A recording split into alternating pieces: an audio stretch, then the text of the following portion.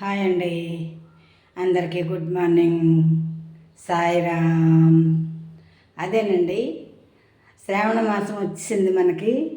శ్రావణ మాసం శుభోదయం, మొదట శుభ శుక్రవారం. శ్రావణ మాసం మొదట శుభ శుక్రవారం, శ్రీ మహాలక్ష్మి శుక్రవారం అండి. ఇవాళ మొదటి శుక్రవారం కాబట్టి అందరం ఏకోజామునే లేచి ఇల్లు పరిశుభ్రం చేసుకొని గుమ్మాలకు పసుపు రాసి బొట్లు పెట్టుకుని మామిడాకులు తోరణాలు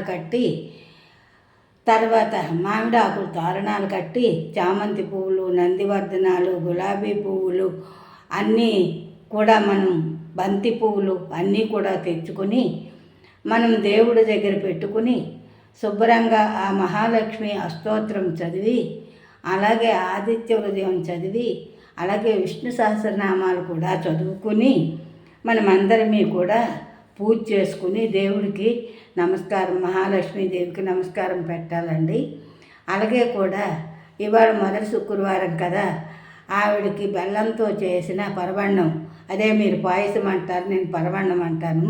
ఆ పరవన్నం ఆవిడకి కొంచెం నెయ్యి అన్నీ వేసి ఆ పరవన్నం, ఆవు పాలు పరవన్నం చేసి ఆవిడకి నివేదన చేయాలండి.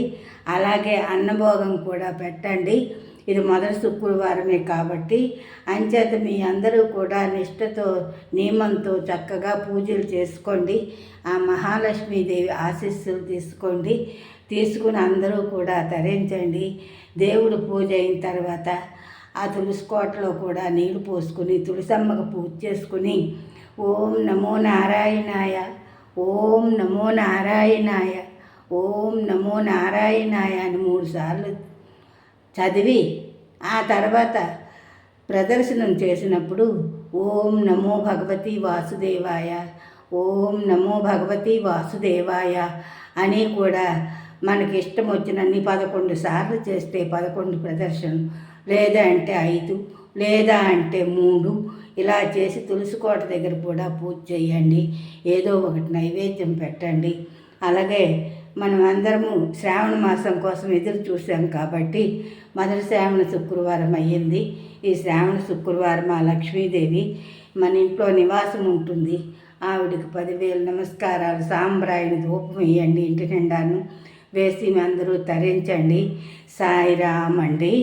ఇది నేను చెప్తున్నది మీకు నచ్చితే ఒక లైక్ చేయండి, షేర్ చేయండి, కామెంట్ చేయండి, ఒక సబ్స్క్రైబర్ చేయండి. మీరు లైక్ చేస్తే నేను చేసిన వీడియోలకి ఒక సపోర్ట్గా ఉంటుందండి.